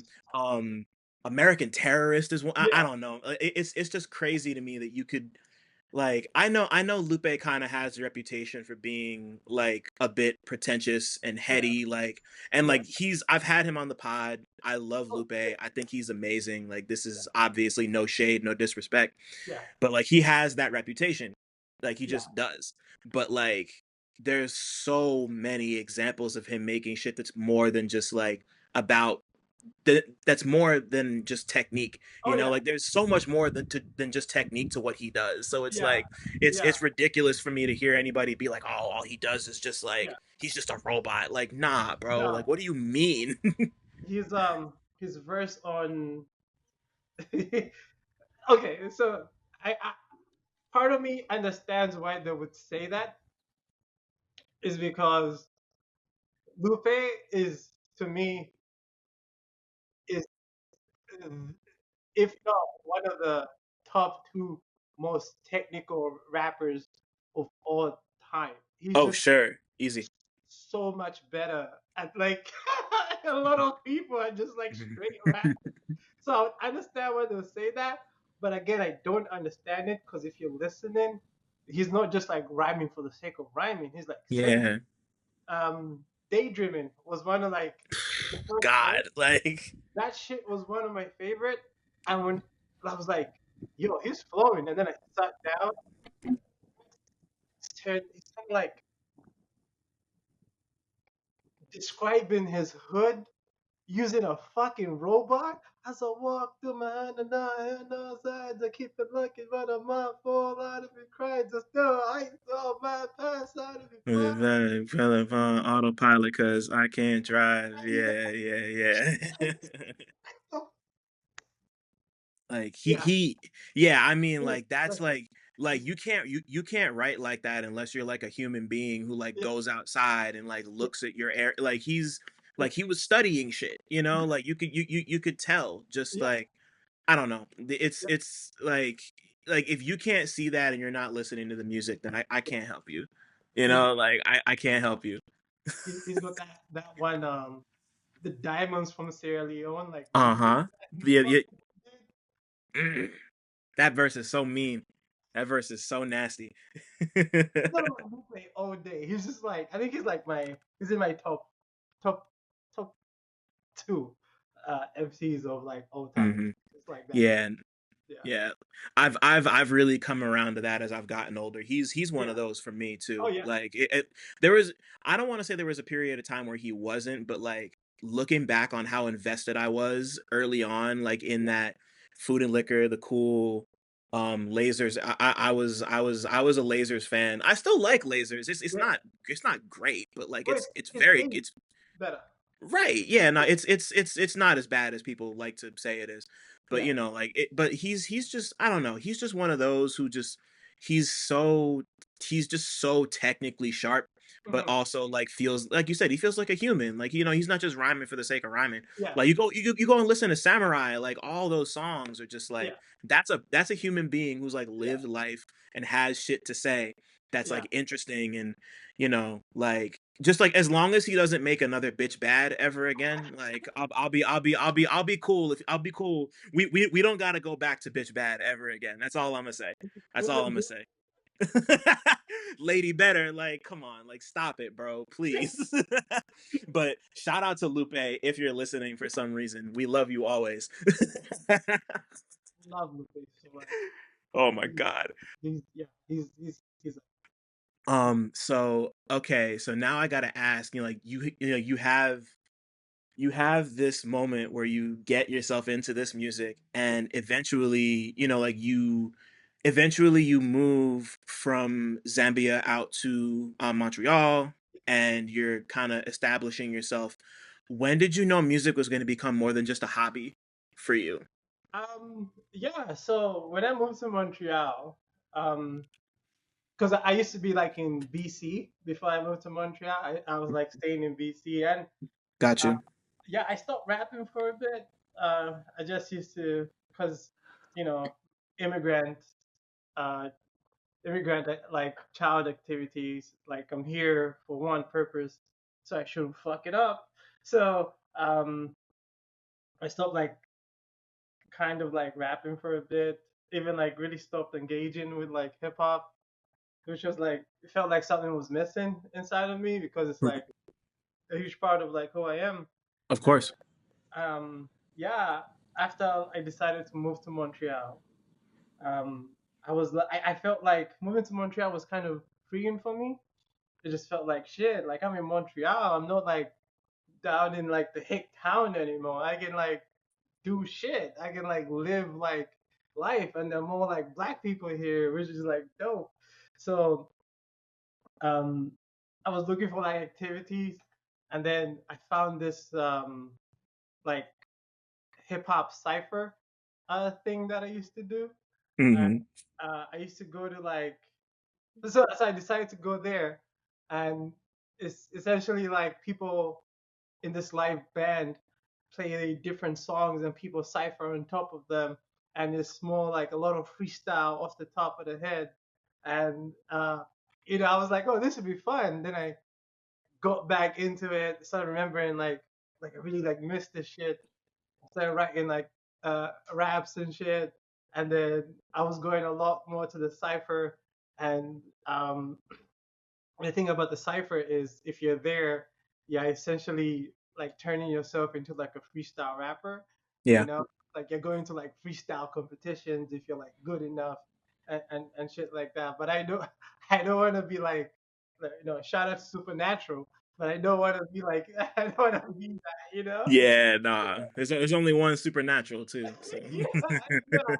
So I started like, oh, I should like write some songs because um back in the day before I moved here, I used to make music a lot. So uh I was really like privy to like songwriting and stuff. So I started again, just like writing songs, and I was like, oh, these are cute. Maybe I'll just like record them just to have them.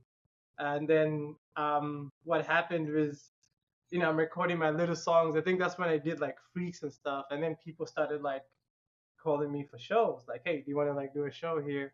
And I'm like, yep, sure. I ain't doing nothing on the weekend. So I would go with my like bright colored like wig, like blonde ass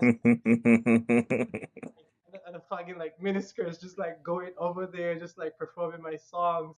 And more people started uh, contacting me for like shows and stuff. And I started getting a bit more traction online. yeah, And yeah, it just turned into like, oh shit, like I really love this thing and I want to continue doing it. So I just picked up from there. that's amazing. Was Yeah. this was this before or after like the Wigs and Kill the Masters era?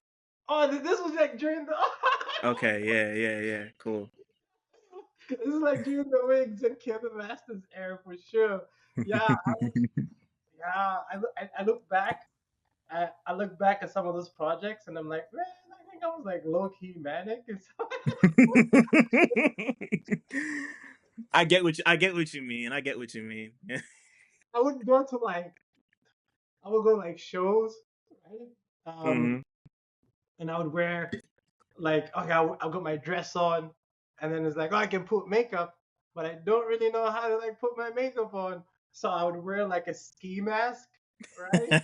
I would like a ski mask with this dress on, and I'm going to like shows dolo, right? And Word. yeah, just like there dolo, just like performing it like in front of people and shit like that.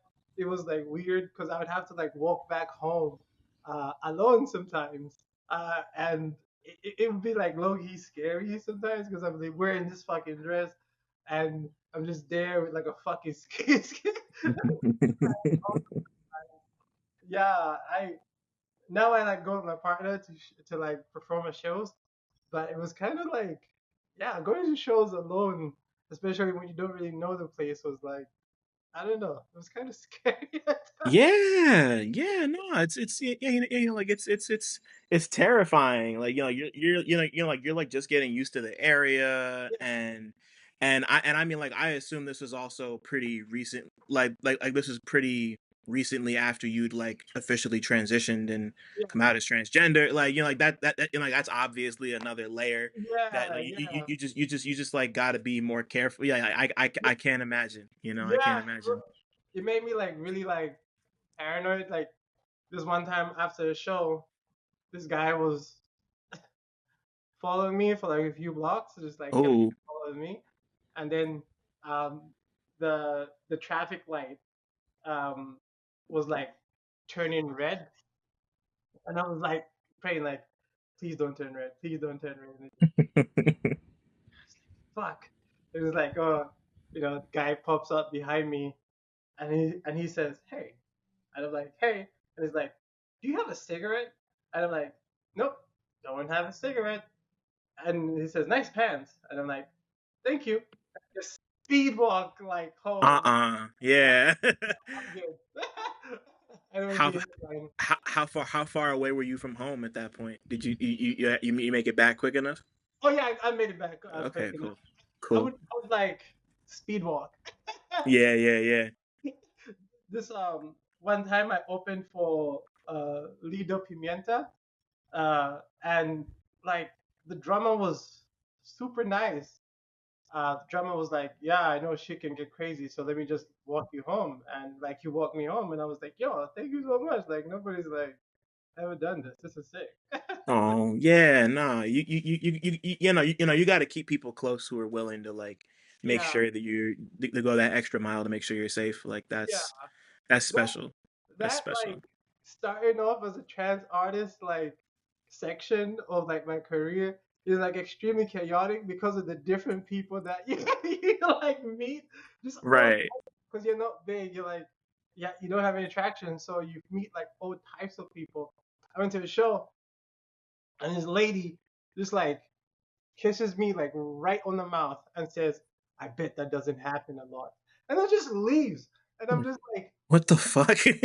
"What is happening here?" I think it's just when you're like starting off as a trans artist, it's everything is just a bit volatile because you don't really know what type of people you're going to meet at your next show. You meet all types of people, and then seeing how differently things are after I'm going a bit of traction. It's like, oh, now I'm gonna treat you with a bit of respect. Mm-hmm. Why I didn't treat you with respect? Now I'm gonna treat you with like a bit of respect. Um, One thing that I like to tell a story of is I used to try and get shows at this one venue, Yeah. right? And this guy would be like, oh, sorry, all booked up, contact us after 3 months, right? And I would put like a timer on my fucking phone, and I was like, 3 months till the date, motherfucker. And then I'd be like, hey, it's up to 3 months. Do you have like any spots open? And he'd be like, oh, sorry, we're all blocked up. Try next 3 months. And it's not even like it was the busiest of joint. It was just like Of a course. yeah, it was just like a open mic like shit that they needed openers for, you know. And contact them after 3 months, they don't even answer me that time. So, um, you know, um, just like seeing that situation and then gaining a bit of traction, and then seeing those same people Be be like, yo, what's up? Yo, what's up? I really fuck with what you're doing. Yo, mhm. can I like it's very like weird to me. I'm just like, Oh, of course. yeah, this is odd, but you know, I can imagine that got even crazier after you won the Polaris Prize. Like I was Oh, like people started coming out the woodwork once you won the big award. Like absolutely, absolutely. Motherfuckers were like, "Hey, do you still have that picture that we took?" And I'm like, "Which picture?" yeah. Yeah, Uh-uh. yeah. The Polaris one was, yeah, like a lot of people just came out from like the woodwork, even people who I didn't want for them Of course, yeah. to stay in the woodwork, but they came out. They Yeah. came out. They're like, "Yo," it was, it was weird. Yeah. Yeah. I mean, this is something that I feel like maybe I should have asked before. Or no, no, no, no. I guess this is a good time. But like, what because I mean, like your music, like you make rap music, like Yeah. period. Like you make rap music. Oh yeah. But like obviously there's a lot of like black metal and doom metal influence in like what you Yeah. do, which like as like a fellow huge fan of all that type of stuff, like I think you're one of the handful of artists who managed to mix those two things together in a way that A doesn't sound corny, B feels like unique and fresh and interesting, and it's not just like, oh, like I'm rapping over crunchy guitars, like it's like that's not the type of music you make, which I really appreciate. But like, sorry, what? Oh, sorry. I said thank you. Yeah, no doubt. But like today, getting the chance to like really re-listen to some stuff in order, like Jane Dro from Black Sailor Moon is the one that I kept coming back to. Like not just because it's like silly and insane and like I love the vocal sample and the way you're rapping, but like I noticed this morning that it's like it sounds so Memphis to me. It sounds so 3 6 Mafia. So like it's got that bounce to it, and like you're rapping kind of you're kind of like in your like Project Pat like Juicy J bag on that song, and and then I went to and then I was listening to I Lie Here Buried with My Rings and Dresses, and I listened to Nine Hells, and like obviously like those two songs like in terms of like the beat and production like night and day difference, but I still sense that Memphis-ness in the song, like you still managed to capture that kind of like gothic, like you just translated the whole gothic shit they had going on in a really cool way. So two-part question: what does Memphis rap mean to you, and has there ever been a like when you were first starting to make music and really delve into this mashup, or not mashup, but like this like blend of styles that you do, like was there ever a time when you considered Memphis rap's connection to metal, if that makes sense? Yeah, yeah, yeah, yeah. So yeah, like Memphis hip hop by far the most terrifying um, genre of like music I've heard. Just like the eeriness that it gives you, right? Hmm. It's like, okay, in metal, I think there's a bit of a suspension of belief, right? Yep. Because okay, yeah, like listening to um, you know, you listen to like a new metal band that you found, sounds dark, sounds like gritty, and then you listen to the lyrics and it's about like goblins and some Lord of the Rings side character from like the second book or something like that, right? Hmm. Bit of that like, oh, I can suspend myself from the lyrics because like they're kind of goofy, right? Like, but like Memphis hip hop is like it sounds dark, it sounds eerie, but even though there's like a bit of like symbolism in there, like a bit of like occult symbolism in there, the stuff that they're rapping about is like real. Yeah. And to me that makes it like much more terrifying because realness is much spookier than fiction. So Right. listening to Tommy Wright the Third the first time blew my fucking mind. Hmm. I was like, first of all, this motherfucker is so good. Second of all, these beats are so spooky. Third of all, this shit is amazing. and um and yeah, I think like just being a fan of it, it's always like played like a huge part in the stuff that I do. Um, I was there was a time when I was really into like Space Ghost Perp, Yep. like Uh-huh. shit, and following the thread, uh, it's just like a lot of it just feels like a callback to like that classic, like Memphis underground sound that you find back in the '90s, and like A$AP Rocky when he first came out, a lot of that also just felt like a callback to a lot of like the early like Memphis sound, and Right. a lot of the techniques that were being used today, like in trap music, with like how influential 3 6 Mafia have been. Um, I also like callbacks to Memphis, but to me, it just felt like much more direct because it's something that I was like a huge fan of. There's this one tape from um, this girl who's like rapping an asshole. I think she's called like Peaches or something like that. Uh-huh. It's like like a shitty tape, and it's like one of the greatest fucking things you like ever hear because she's like what 15 or 16 around that time. And she's like Yeah. rapping her ass off, and then this, being like a huge fan of like R.I.P. Gangsta Boo, who's kind of like, Mm-hmm. you know, she's also like flowing, and it was just so powerful, because like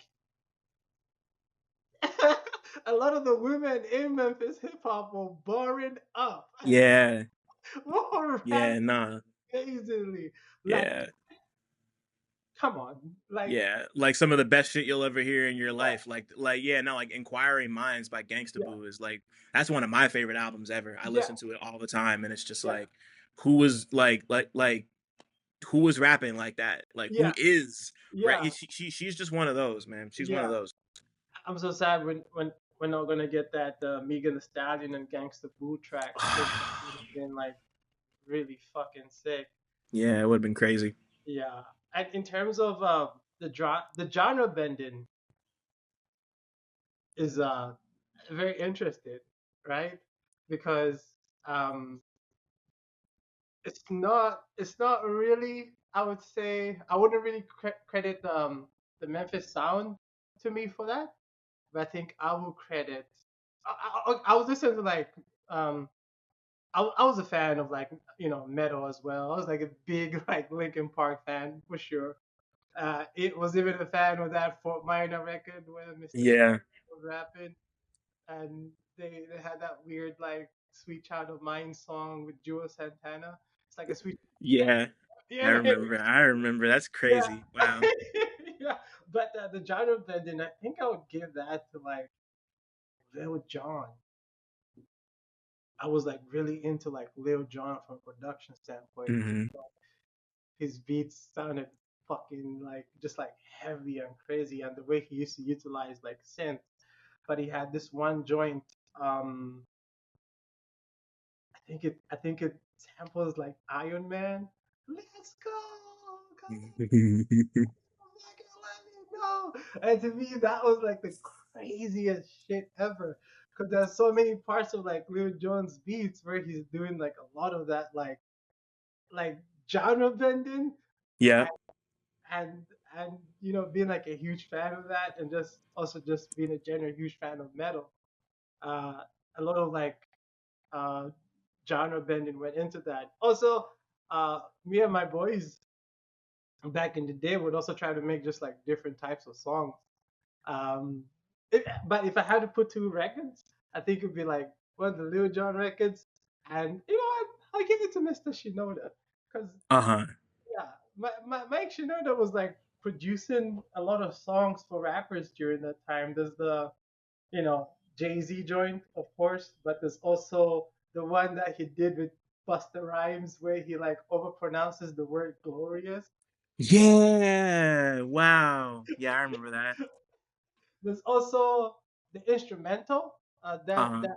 that also on like Lupe's tape, and uh, of course like the Fort Minor stuff.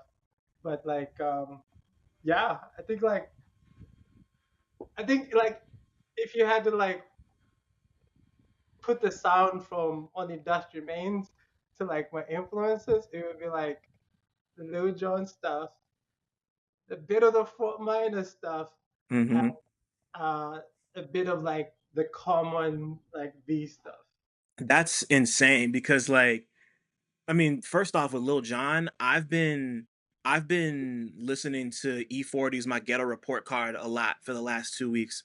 Yeah, It was a favorite album of mine growing up, but nice. like in particular the song Muscle Cars Yeah, and Lil Jon produced that one. It's got Keek the Sneak on it, yeah, and who else is on this song? It's Keek the Sneak and Turf Talk. So it's just like the three of them, and just like there's something so like all it is just like chimes and 808s yeah, on the song, but yeah, like it's like it sounds so full bodied and like there's so much going on. yeah, And like and just like on first inspection I would never look at a song like, I mean, now that you mentioned it, listening to something like Ninth Heaven or like History of Violence, yeah. like I can hear the Lil Jon influence and like I would just never think to go there like just off top.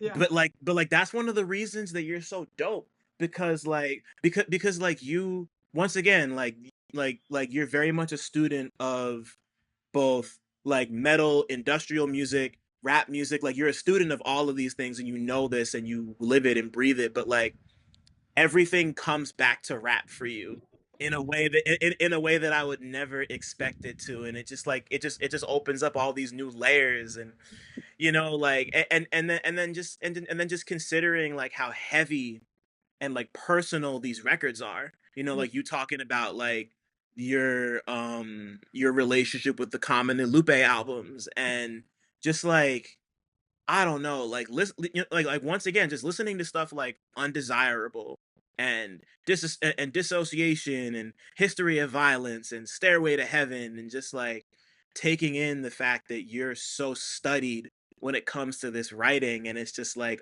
this is it's just really cool to me. Like it's just it's just dope that you make stuff that like you're not making Food and Liquor, you're not making Resurrection, you're not making B, you're not making My Ghetto Report Card, yeah, but like all those influences come into the different sounds that you make. And that's always like I'm like the like intersectionality is like my whole thing.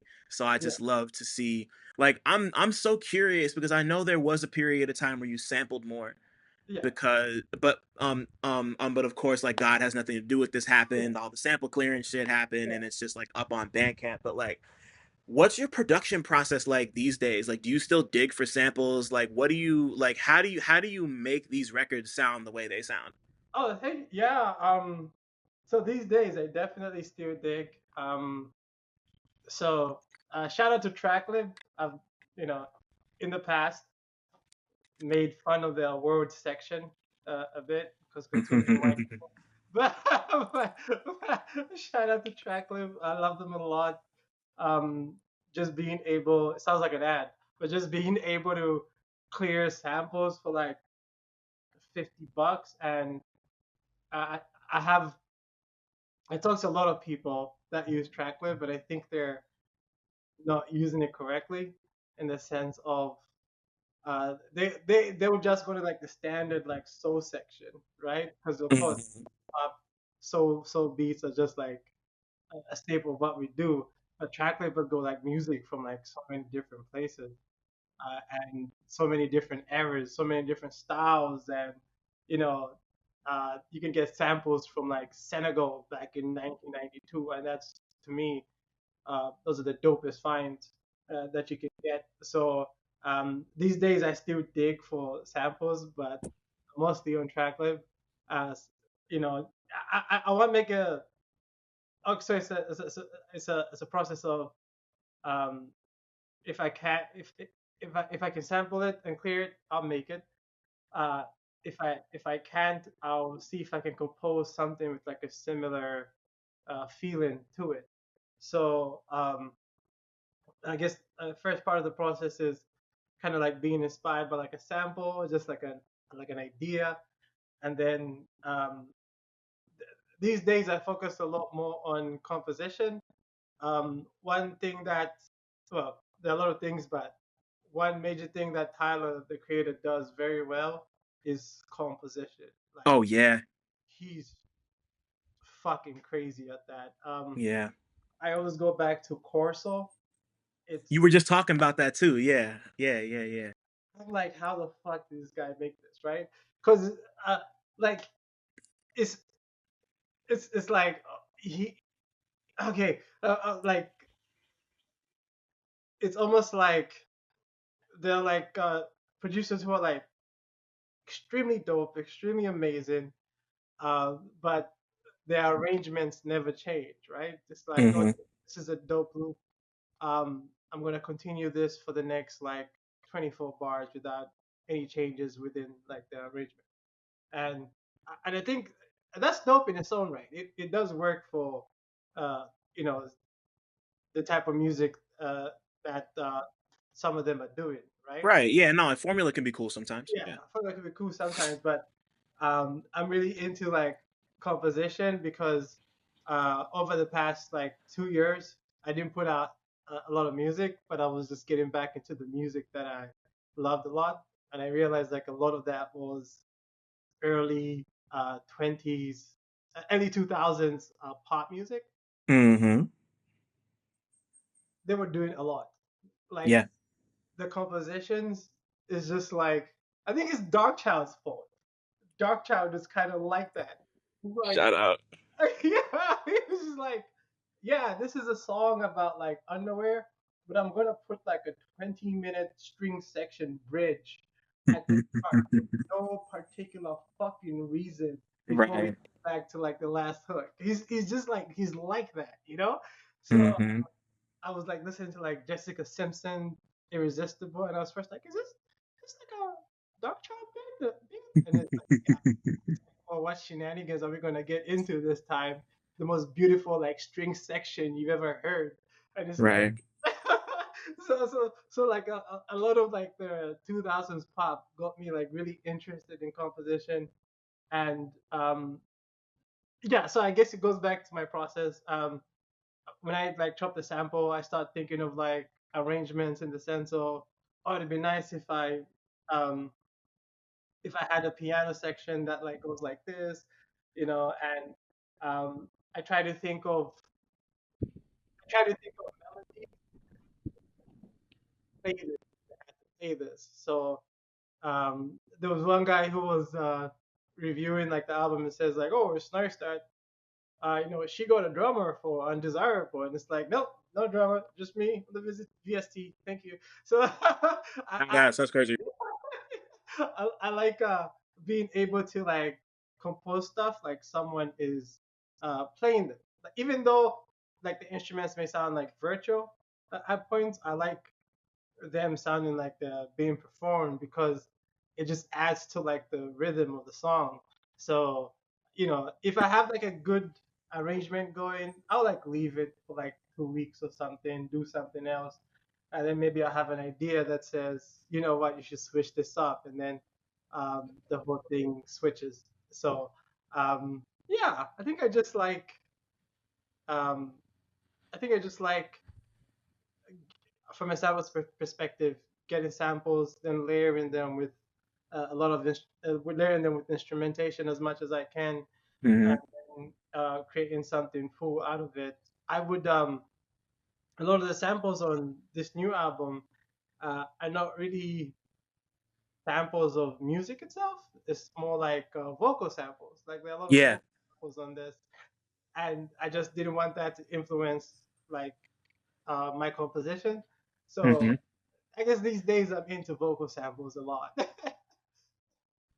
And that's really cool, like, and like, once again, I'm gonna keep going back to it because I think it's my favorite song on here. Like, Ninth Heaven Oh, is thank just you. that, like, it's just like built around this beautiful, like, swelling vocal sample, and just like it, like, the song doesn't sound 100% the same from the time it starts to the time it ends. Like, you really did work the composition and like develop it to just like it, like, it really does feel like a living being in that way, where it's just kind of like breathing and changing and molting in front of you. Like, it's like, it's not just a loop.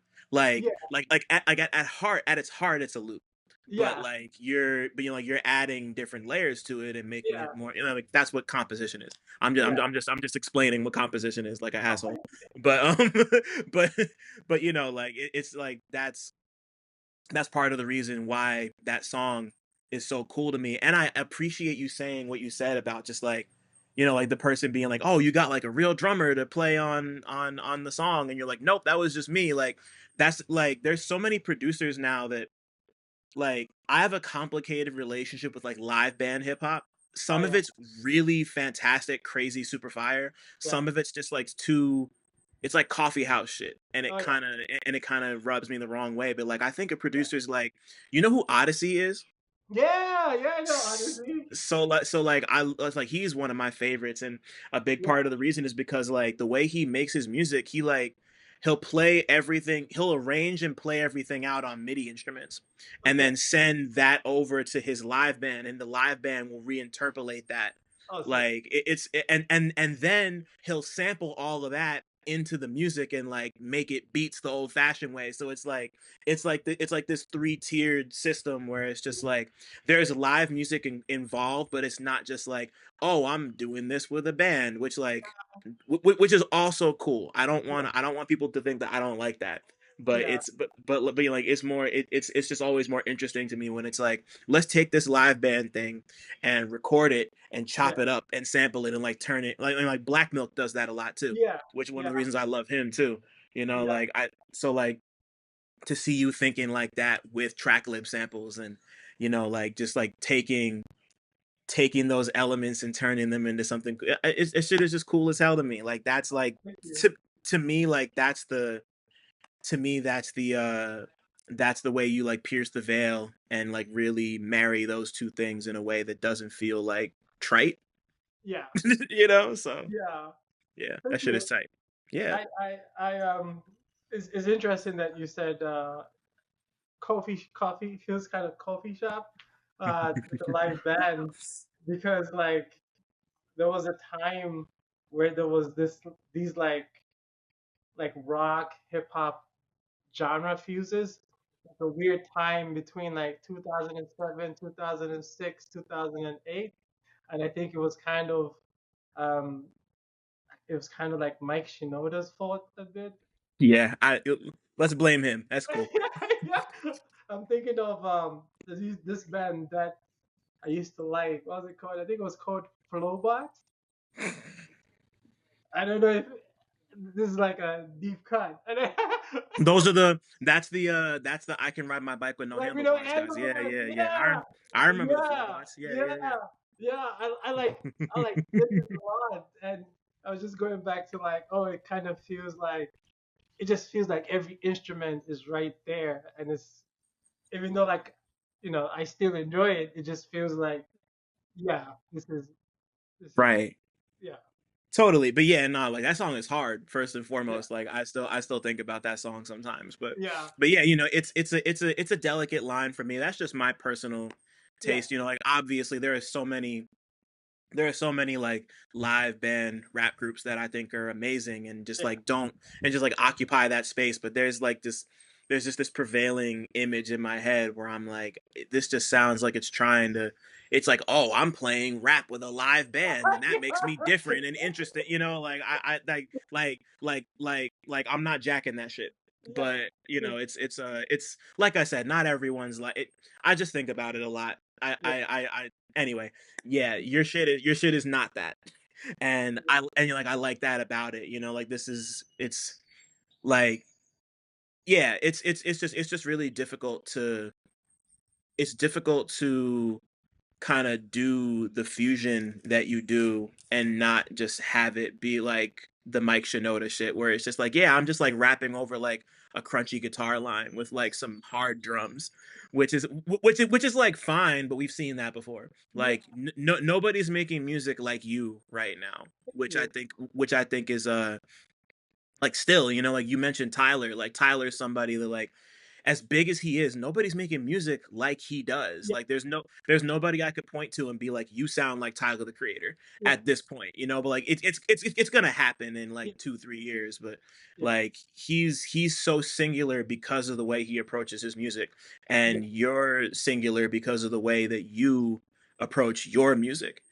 And there's a like I could go through all the lyrics here with a fine tooth comb, but the section that really stuck out to me just from like a like this is the album perspective is the little breakdown on Stairway to Heaven, where you're just like, do not fear the void, it's not your enemy, neither is it your friend, don't fear the loss of your hopes and dreams, it's up to you with how much it matters in the end. Like, just like, to me, considering that you're coming off this trilogy that's so centered around your complicated, to say the least, relationship with religion, and just like figuring out where like what role, if any, God may or may not play in your life, and just kind of feeling forsaken and moving through these emotions, because like you're still moving through all these emotions and all these experiences, you're yeah, just like fully untethered from religion and God at this point. Like yeah, it's not really the focal point yeah, anymore. And in the absence of that,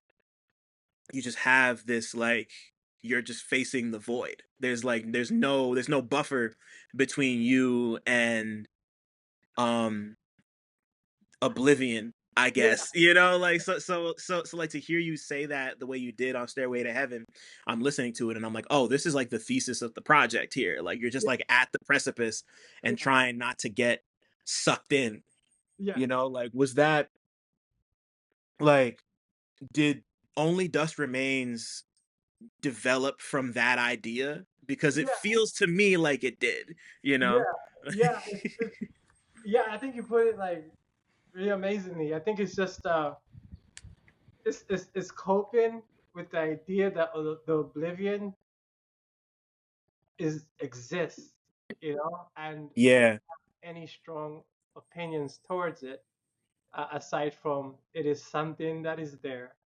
It is something that will come one day, and I'll just have to deal with that, rather than being scared or being sad of it. I think the beginning of the album starts off um, a bit like scared and angry that the oblivion exists. Then throughout the project, I kind of just accept that this is a thing that's there, and Hmm. um, you know, and I just have to like live with it.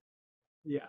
So yeah, Yeah, it's like, yeah, like that's like a really heavy, and yeah, like that's a heavy thing to have to come to grips with, especially where it's just like, once again, like I'm not really doing this through the lens of religion anymore. Like yeah, we've already said everything we need to say about that. yeah, So now this is just me looking in the mirror, and like, of course, like Only Dust Remains, like that's just like, you've kind of excavated yourself and set off the atomic bomb, and mhm, this is just you, like, I wouldn't even call this, I mean, I guess you could consider this like a phoenix rising from the ashes type of album, but I don't know if you would consider it a phoenix rising from the ashes type of album, but like yeah. I think for me it's like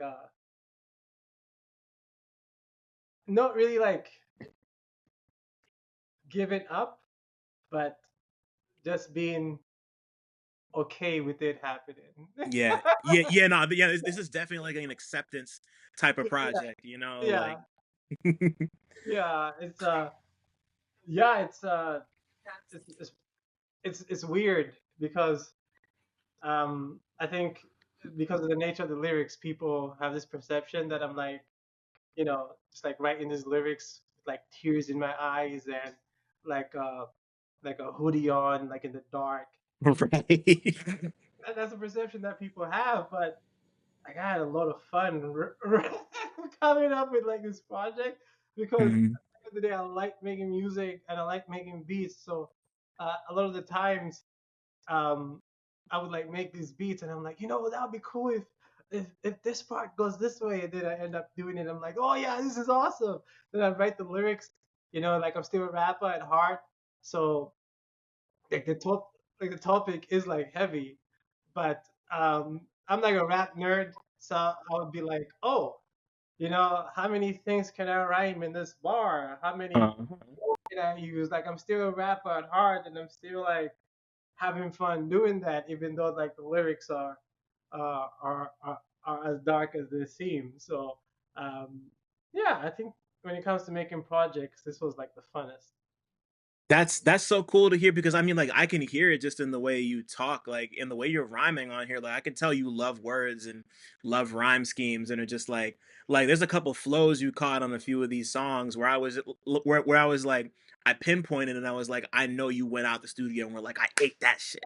Like oh you know it. Like I could tell, you know, like it's like you know, like to me this isn't like obviously it's heavy subject matter wise, but it's not like you do sound like you're having fun. You do sound like you've you know like there's always going to be like pros and cons just like accepting what life is, but you know just like this is the one thing in your life you can control is like Yeah, making this music the way you want to do it and just like making it sound as far out and crazy as you can.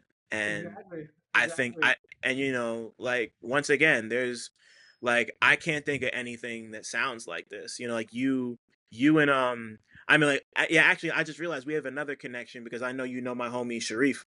Yeah, yeah, Fat yeah, Boy. Yeah, yeah, Jersey. Yeah, nah, yeah, nah, yeah. That's Jersey's finest. He's one of the best we got. I love that man with all my heart. He's one of my Oh, best friends. he's amazing. He's Yeah. fantastic. He had a the beat for Ninth Gate, the one that comes before Ninth Heaven. He Yeah. sent me like a verse because he was supposed to be on this project. Oh, damn. Yeah, yeah, but I couldn't um, make sense of the sequencing. Right? It felt the project felt too personal. So it was hard to like put features on some of the songs, but um, you know, I sent him a message. I was like, yo, that's still gonna happen. Like, I'm still gonna like send you something so that we can be able to do something together. Yeah, no, like y'all two are one of one, just in the sense of like there's really nobody doing exactly what you do the way you do it. So I know that's gonna be a meteor when that happens. Like I was just with him last week, and he's just like I don't know if you've like met in person, but he's like the life of the party everywhere he goes. He's he's something else, man. But yeah, like it's just like yeah, it just makes me happy that you know you're doing this and feeling so good about it, and just like as like affable and personable as you are, like it's just it's always cool to see that come through, and then you like because like people listen to music like this and be like, oh, like this person's probably like you said, like the most like sullen, like hoodie Yeah, wearing, like just like in the yeah, corner, and you're just like we're just like laughing about fucking Nigerian cinema and goddamn Cassidy mixtapes. You know, like that's like I always love like not that I'm surprised, but just like duality of human is a cool thing to dig into, you know. But to not keep you too long and to formally wrap this up, Ashanti, Backwash, if your life was a movie, what would it be about? my life was a movie. What would it be about? Oh, okay, okay, okay. I think it would be like, I think it would be like, it would be like two on the nose to be like, oh, it'd be like a horror movie. I think it'd be like one of those like dystopian, um, like Big Brother is watching type shows, type movie. Uh-huh. Something like a maybe even like a Truman Show type situation. Um, I think it's the as weird as it is, the existence of just myself, especially now, just feels as if we have a lot more eyes on us as just like marginalized people.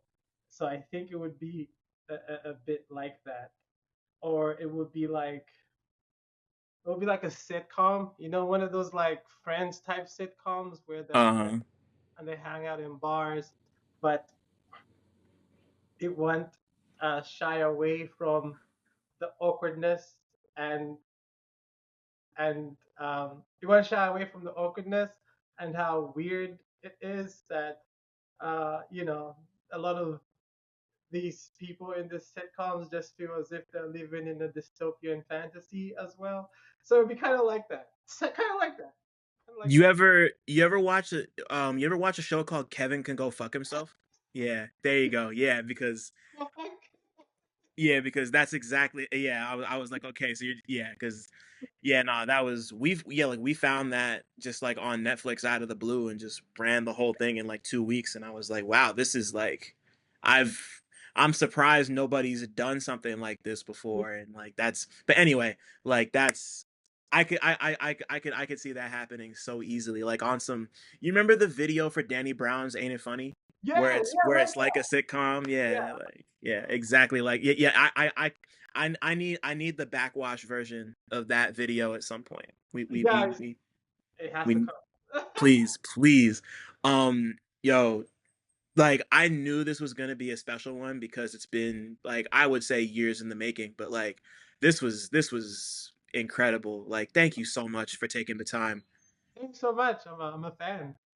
Oh, it means the world, you know, like I don't know. I just like I try not to get too in my head when it comes to that shit, but then like I saw you like you followed me. I was like, "Whoa, like what the fuck?" Like it just it's just like really cool when that happens for people that I have a lot of love and respect for what they do, and just like I said, I know you're a letterbox fiend and really into movies, and I was like, we need to make this happen at some point, you know, and like this is like and it didn't disappoint. Like this is exactly what I was hoping for. You know, it exceeded my expectations. So just like thank you for your time, and thank you for being you. You know, like just like you're yourself, and like that's taken you so far, and like it's like aspirational to just like be you and watch that get rewarded.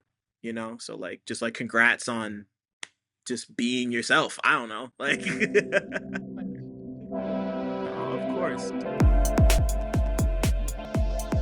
Thanks for listening. Shout out to y'all for making it this far. And shout out to all the black people listening too, because y'all really impeccable. Don't forget to like, subscribe, and tell a friend to come through next time. 1.